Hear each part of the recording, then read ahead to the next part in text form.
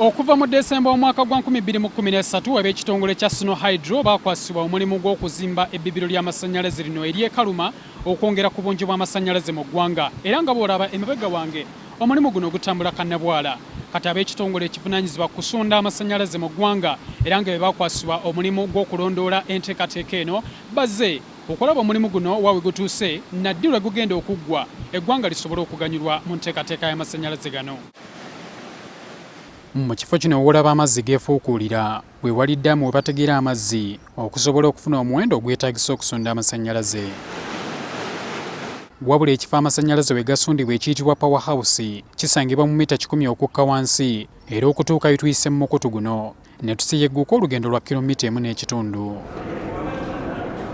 Wano we wali ebyuma ebisunda amasannyalaze okuli tabayini oba ekiwujja ekikuba amazzi ne kigaweereza mu ssundiro oba genereeta nayo neegaweereza mu byuma ebigakyusa era ebigaga bye biyitibwa transformer.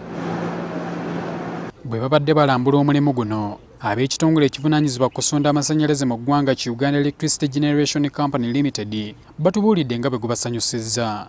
Kusanyusa singa bongera mu bantu be bakozesa ne bakola mu budde nga bwe tusuubira. Bano batubuulidde nti omulimu ogusigaddeyo gulinga ekitundu ekimu ku buli 10 era nga basuubira nti nga 15 Juni w'omwaka ogujja lwe basuubira okulitongoza buli kimu kijja kuba kiwedde.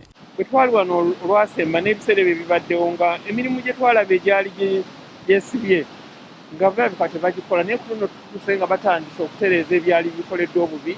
Kinajjukirwa nti okusinziira ku nteekateeka eyasooka omulimu guno gwali gulina okumalirizibwa mu Desemba wa 2018 naye ne gulwisibwa olw'ensonga z'ebyettaka n'ebirala. Our colleagues in the transmission company have assured us that they are making good progress with land acquisition, and the ministry is also making good progress with land acquisition for the reservoir.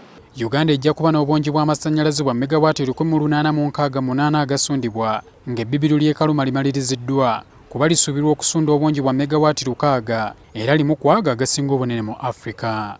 Lino lizimbibwa ku nsimbi akawumbi kamu n'obukadde 7 eza dola za Amerika.